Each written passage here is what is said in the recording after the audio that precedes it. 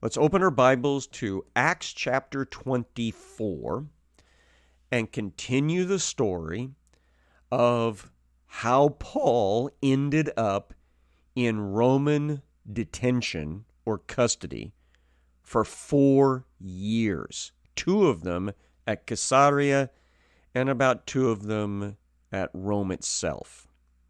So we know that there was this riot that took place up at Jerusalem when Paul was minding his own business, carrying out the sacrificial requirements for the end of a Nazirite vow for himself and 4 other guys. And the Romans grabbed him in the midst of that riot, assuming that he was the troublemaker. But soon they figured out he really wasn't the problem, but he actually was a Roman citizen, that they were responsible for protecting his rights. And so those rights have been further threatened by a plot to ambush him and kill probably a few Roman guards in the process. So the tribune, the highest ranking member of the Roman military at Jerusalem, makes the decision to bump Paul's case up to the procurator, that is, the Roman military governor of Judea province. And so Paul is sent off in the middle of the night with a bunch of Roman soldiers and horses, and then he finishes the second leg of his journey only on horseback, probably galloping with the horse soldiers the rest of the way, until he is secure at Caesarea. Now he is placed into a room somewhere in the Praetorium complex that had been built by Herod the Great. You may have forgotten, but the entire port city of Caesarea was built under the direction of Herod the Great as a great showpiece of how the Judean province was to be entered from the Mediterranean. And it was a massive man-made harbor and lots of beautiful decorations, as well as arts and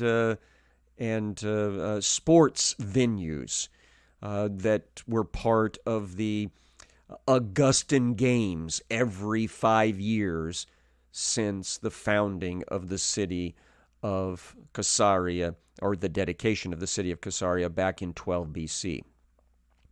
So when Paul arrives, he's kept in the Praetorium seaside palace that's between the theater on one side and the racetrack on the other, and then the harbor is just across a little bay from the Praetorium. How do I know all this? Because I've been there several times now, and I always try to take it all in, that this is where the Apostle Paul spent a couple of years of his life. So he is told by Felix, the procurator, I will listen to the full accounting of your case after your accusers arrive. And that's what happens starting in chapter 24. After 5 days, so 5 days including the day that Paul arrived. So probably a couple of days for these guys to get their act together, and then it's 2 days travel from Jerusalem to Caesarea normally. So after 5 days, the high priest Ananias came down. That tells you he considers it very important. Now I remind you again, this is Ananias the younger. His father was the one that was high priest when Jesus was put on trial and crucified. So this is the son 25 years later. So the high priest Ananias came down with some elders that would be members of the council, and a spokesman, one Tertullus. Tertullus is a professional speaker. He is a lawyer type, and he's come here to prosecute the case. They laid before the governor their case against Paul, and when he had been summoned, Tertullus began to accuse him, saying, so Paul, as a Roman citizen, has a right to confront his accusers. So they all meet together in the audience hall of the Praetorium, and I think I know exactly where that room is. And when Paul is brought in as the accused, and he is in chains, by the way, at this point, it's not uncommon for a Roman citizen who has been accused of very serious things to be kept in chains. For example, Herod Agrippa spent some time in chains when he had been accused of defaulting on a whole bunch of his debts and trying to avoid paying them. But eventually he was acquitted by his friends in high places, and he managed to get himself a gold chain of the same weight and style as the iron chains that he'd been wearing during his detention. So, the Apostle Paul is accused, but he is not your typical prisoner. He's detained. So he comes in and has to listen to this accusation. Tertullus said, since through you we enjoy much peace, and since by your foresight, most excellent Felix, reforms have been made for this nation, in every way and everywhere we accept this with all gratitude.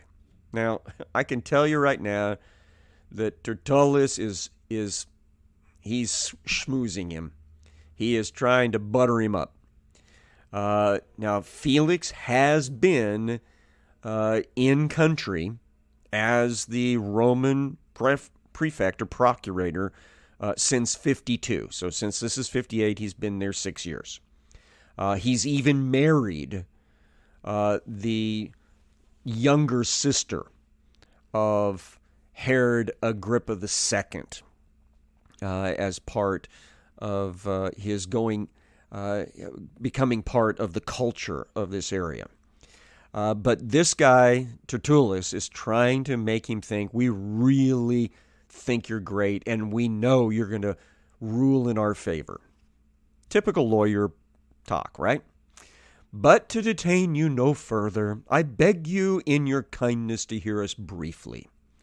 For we have found this man a plague, using a little medical terminology, one who stirs up riots amongst the Jews all over the world. So he's not just a problem here in Judea, most recently Jerusalem. He's been causing trouble all over the place in Jewish societies where they, interact with Gentile societies. And he's a ringleader of the sect of the Nazarenes.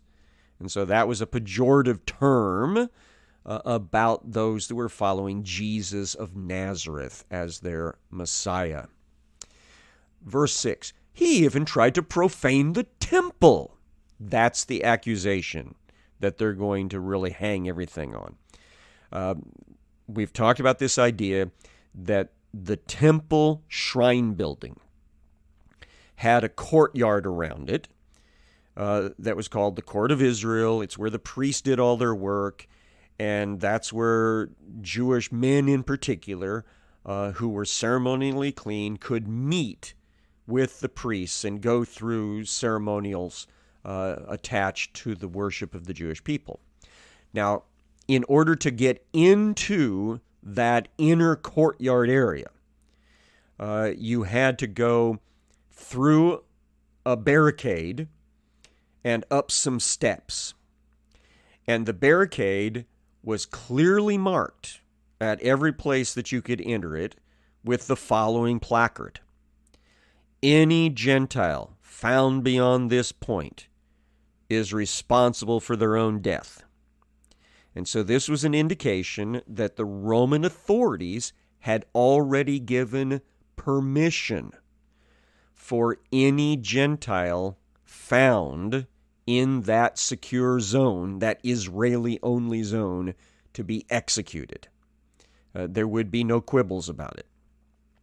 But in Paul's case, he's been accused of taking a Gentile beyond that point, but it didn't happen, so they could not find the Gentile. But they'd assumed that the same sort of penalty ought to be assessed toward him. That is, automatic death penalty. Romans shouldn't quibble about it. Romans shouldn't be involved in this. This is a Jewish internal affair already settled. And so that's what he says, verse 6. He even tried to profane the temple, but we seized him. By examining him yourself, you will be able to find out from him about everything of which we accuse him. So their case is, we were only carrying out authorized judgment against this man when he was taken away by one of your soldiers. And so we insist that you let us finish what we legitimately started. Verse number 9. The Jews also joined in the charge, affirming that all these things were so. So a little bit more testimony from people that were on the side of the high priest. When the governor had nodded for him to speak, Paul replied. So here is his response.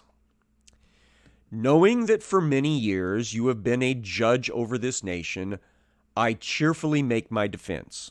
Now, you could say that's a little bit of schmoozing, but it is nothing like what Tertullus just did. And again, he's actually stating a fact that this man has been in Judea as a Roman official for the past 6 years, and so he knows some of the things of the culture, especially since he's actually married into the culture. So Paul's quite happy to make his defense to him. Verse 11, you can verify that it was not more than 12 days since I went up to worship in Jerusalem. So that's how quick this turnaround has been. Paul left Caesarea, went up to Jerusalem, made a report to the church, was encouraged to go through a 7 into an 8-day ceremony of Nazirite purification rites with 4 other guys, which he agreed to. And he was most of the way through that when the riot happened. And then he was arrested and detained, and then the decision was, because of the plot, to turn him around and bring him back down here to Caesarea. So all that has taken place in less than 12, or about 12 days total. Verse 12, and they did not find me disputing with anyone or stirring up a crowd, either in the temple or in the synagogues or in the city. So he basically says, I was minding my own business. Apparently, Paul was not even engaged in his typical teaching ministry during this time. He took some reflective time off for this ceremony of cleansing after the Nazirite vow.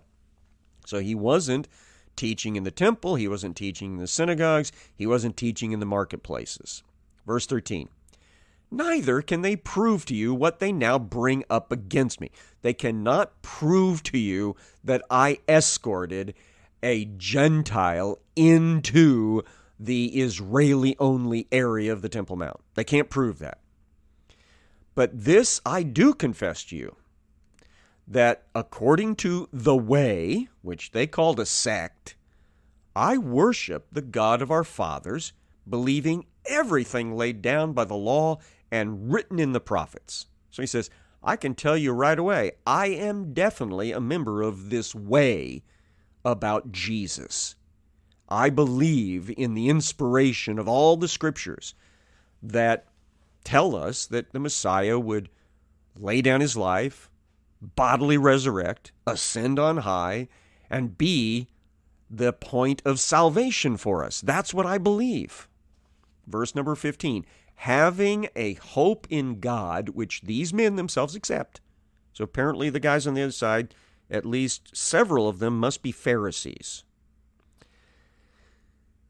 Having a hope in God, which these men themselves accept, that there will be a resurrection of both the just and the unjust. So one of the other things that's part of the Christian faith is we believe in the bodily resurrection of Jesus after his atoning death, and we believe in the bodily resurrection that will take place of every Christian at the trumpet, at the second coming, after which Jesus, as King of Kings and Lord of Lords, will mete out justice, rewards to the righteous and punishment to the unrighteous. Verse 16, so I always take pains to have a clear conscience toward both God and man. You may remember he said something similar to that in his address, his attempted address of the Sanhedrin, that I've lived my life in good conscience every day up to this point. And so even when he was persecuting the church, Paul sincerely believed he was doing God's work. And so he brings that up here again. Verse 17, now, after several years, I came to bring alms to my nation and to present offerings.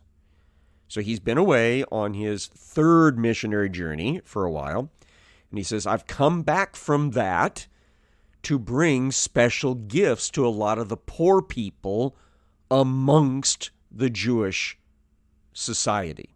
And we know that when he came back after his third missionary journey, he was accompanied with a whole bunch of people that were carrying lots of cash, lots of money, lots of silver. Perhaps a little bit of it was in gold that was going to be used to fund the impoverished believers throughout Judea, perhaps up into Samaria and Galilee and down into Idumea as well. So everywhere within the Holy Land where poor believers in Jesus existed, that money was being brought back for that purpose, and he was at the center of that. So he says, I came to do that. I came to bring alms to my nation and to present offerings. That's a reference to the cleansing offerings, finishing up the vow. Verse 18, while I was doing this, they found me purified in the temple without any crowd or tumult. So again, I was minding my own business, going through ceremonies. And if some of the information we can glean out of other documents from this time, Jewish documents from this time, like Josephus, are correct, those that were doing vows at Jerusalem would sometimes adopt a priestly mode of living.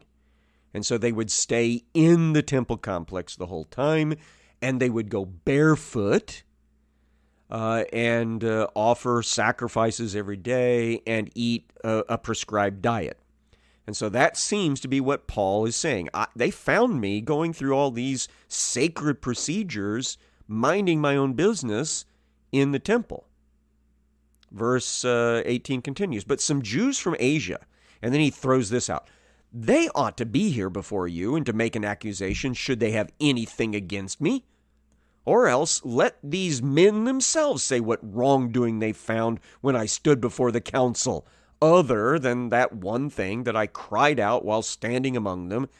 It is with respect to the resurrection of the dead that I'm on trial before you this day. So he says, it's those Jewish guys from Asia that spread the lie, started the riot. If anybody should be under investigation here, it should be those guys that said things that weren't true. Unless, of course, you want to count the fact that I started a little bit of a mini riot because I mentioned that I subscribe to the long-standing traditional belief of the Jewish religious people that there will be a resurrection from the dead. Because when I brought that up, yeah, things did get kind of out of hand in the Sanhedrin Council. So Paul has presented, I think, quite well, a summary of his defense. And Felix, having a rather accurate knowledge of the way, so he's been in country for 6 years, remember. He's married to a Jewish lady, the younger sister of Herod Agrippa II, who is, by the way, a very religious man. But he has soaked up a lot of information over the time that he's been in country. And so he put them off. That is, he put both sides off of rendering a decision, saying, when Lucius the tribune comes down, I will decide your case. Now, what we're about to find is that Felix has ulterior motives in dragging this thing out. And that ulterior motive is learning that Paul has been recently associated with a lot of money. Now, I am hesitant to put any specific value on how much money has come to Jerusalem with Paul and his associates at the end of the third missionary journey, but let's suffice it to say it must have been a bunch. There had to have been tens of thousands of believers in Asia province, in Macedonia, in Achaia province, perhaps well over 100,000. So even if $1 of value was kicked into the special offering, that's $100,000 or so. If they kicked in $10 value each, then we're already at $1 million. So you can see that if Felix did any type of investigation at all, he would know that Paul and his associates have arrived in country with perhaps millions of dollars of funds.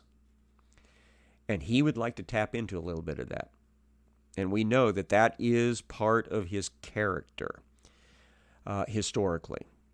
So he uses the idea that the tribune Lysias was not part of the team that came to testify today as a reason to postpone. But verse 23 says he gave orders to the centurion that he, meaning Paul, should be kept in custody, but to have some liberty, and that none of his friends should be prevented from attending to his needs. So another reminder to us that he's not a literal prisoner kept in a cage. He is a detained Roman citizen awaiting the disposition of his court case. So he's wearing chains, but he is receiving visitors freely there at his room in the Praetorium Palace. Verse 24, after some days, Felix came with his wife Drusilla, who was Jewish. So this is the younger sister of Herod Agrippa II and of Bernice, or Bernice, as you'll probably more often hear it in English. Their story will come up later. So they've apparently been away, and now they're back to Caesarea. And he sent for Paul and heard him speak about faith in Christ Jesus. That doesn't surprise us a bit, does it? Anytime Paul gets a chance to talk about the gospel, he does. Verse 24, and as he reasoned about righteousness and self-control and the coming judgment, Felix was alarmed So it scared Felix because, Paul is telling him, you need to repent or you will face eternal judgment at the hand of a holy God. And that scares Felix. And so he said to him, go away for the present. When I get an opportunity, I'll summon you. Verse 26. Now you find out I was not just blowing smoke a moment ago. At the same time, he hoped that money would be given to him by Paul. So he knows that Paul and his associates that have free access to Paul, they have access to a lot of cash.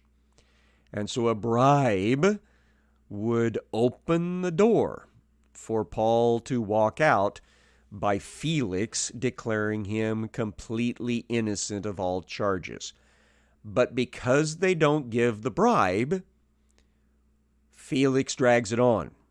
So he sent for him often and conversed with him. So he's had plenty of conversations with him, always hoping that Paul would say, what will it take for me to get out of here? But Paul never does that. And so when 2 years had elapsed, Felix was succeeded by Porcius Festus. So finally, his bad behavior catches up with him, and he is recalled to Rome and replaced by Porky.